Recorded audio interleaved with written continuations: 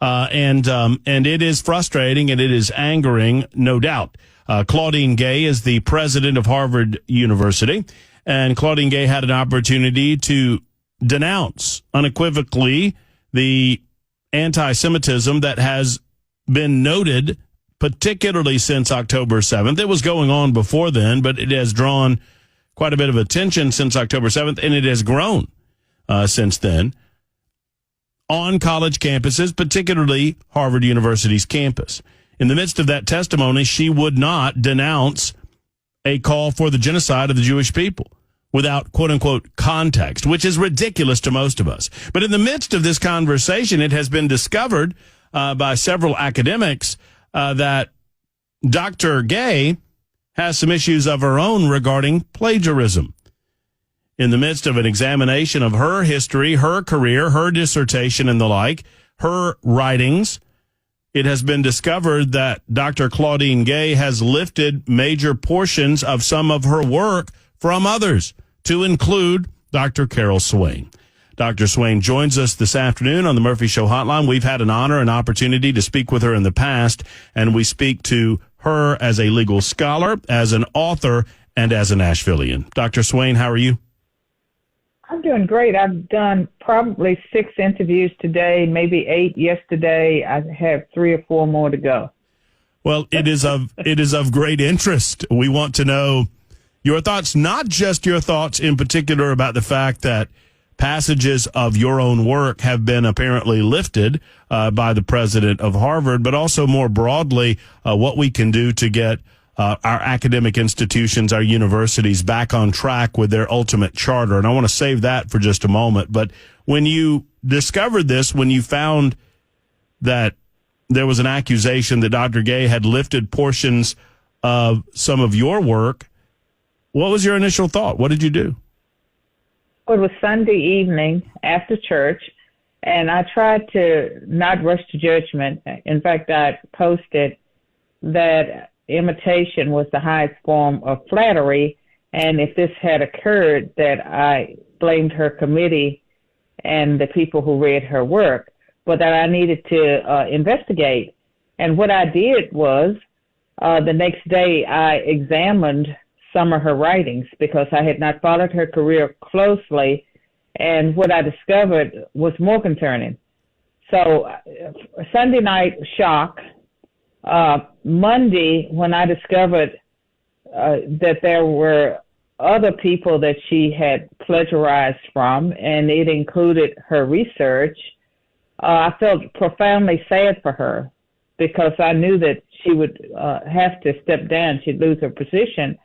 And I knew that I felt that the system, the DEI system, had helped create the situation.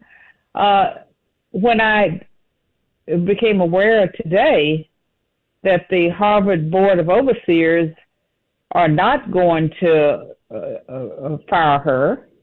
In fact, they're standing by her, and they're trying to apparently redefine what is plagiarism. So all of a sudden, Harvard University assumes the authority to say what is or isn't plagiarism. And so some of her supporters have said that her listing passages almost verbatim from other people's work is not a case of plagiarism. And so I became quite angry. I'm not a person who angers easily. I became angry because this is a person who went to the very best schools. Her senior thesis won a major prize. I think they need to go back and look at that senior thesis.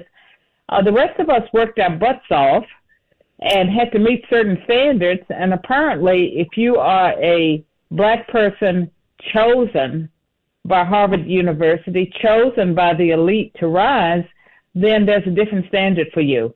And I would also argue that Harvard University has hurt its brand.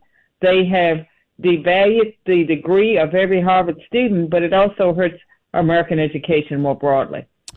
You have written, and I follow you obviously on X, formerly known as Twitter, and you write there that white progressives created her, referring to Dr. Gay, and white progressives are protecting her. And I want you to expound on that a little bit, because I think it's a profound statement, and I think you are uniquely positioned to be able to make this statement and defend this statement.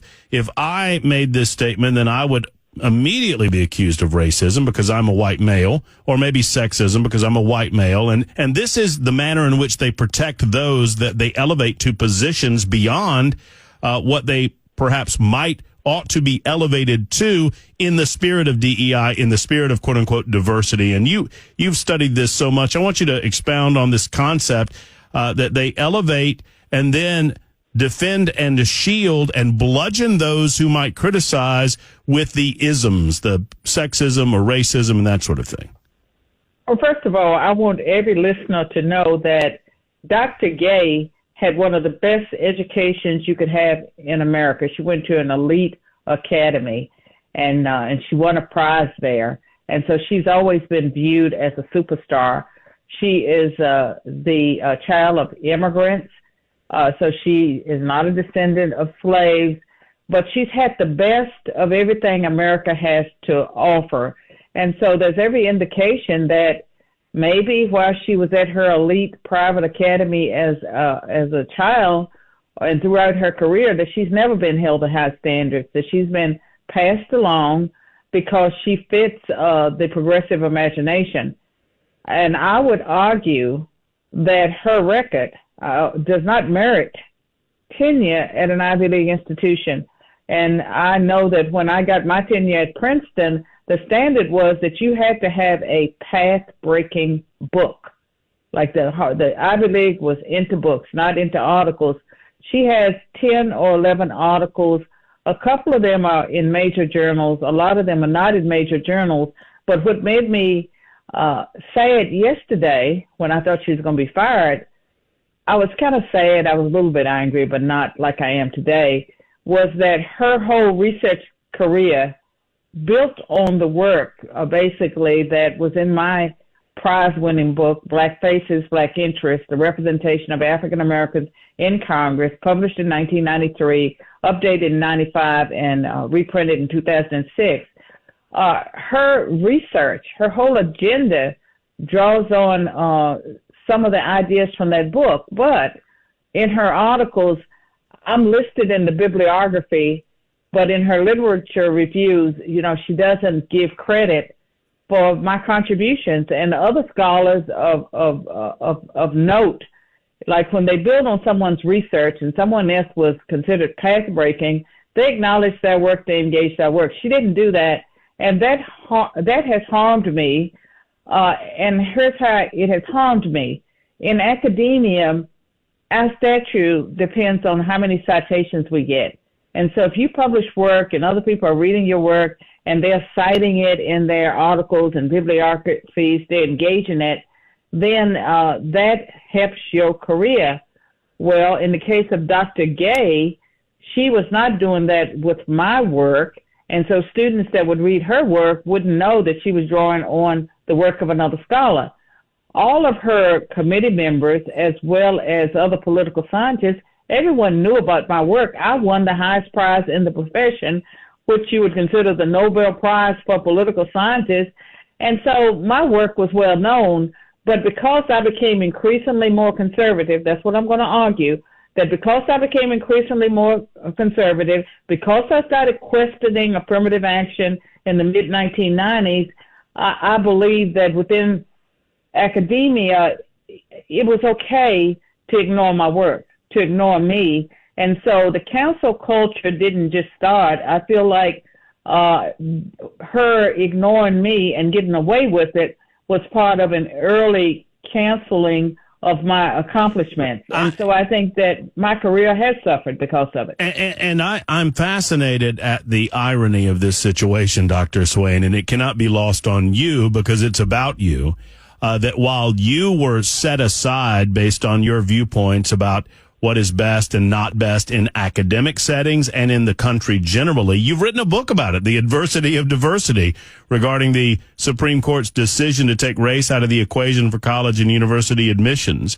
So you write books on this matter. Meanwhile, you have passages of your academic writings lifted by someone who has been elevated by the very system that you argue must be taken down in order to further advance the academic setting for the betterment of the students that they are there to serve. It's just fascinatingly ironic. I think it's interesting, that it comes out now because that dissertation was 1997. And I had no idea because I didn't read her dissertation. I didn't follow her career, so I would not have known what was taking place. But I can tell you that her work does not merit tenure at an Ivy League school, even if it didn't contain plagiarism. And the fact that there's evidence of plagiarism in some of her published works that she would have presented for tenure, I mean, that would be so disqualified normally. But because she's black, because she's progressive, because the progressives were the one that chose her, they anointed her, they selected her, they are protecting her to their own detriment because in the process of doing so, they lower the value of everyone's Ivy League degree, at least everyone's Harvard degree. But the Ivy League itself is, the degrees are not worth the paper that they're printed on. Yale University is something like, I believe it's 90% of the students get A's, and for Harvard it's 89%. So everyone comes in, they all get an A. Once you get admitted, you can't fail. Right. And that's why they want so many people to go to the Ivy League, because once you get there, there's no way to flunk out because there are no standards. I know we're limited on time, and we're speaking with award-winning political scientist and best-selling author Dr. Carol Swain. She also happens to call Nashville home, and we're so proud of that.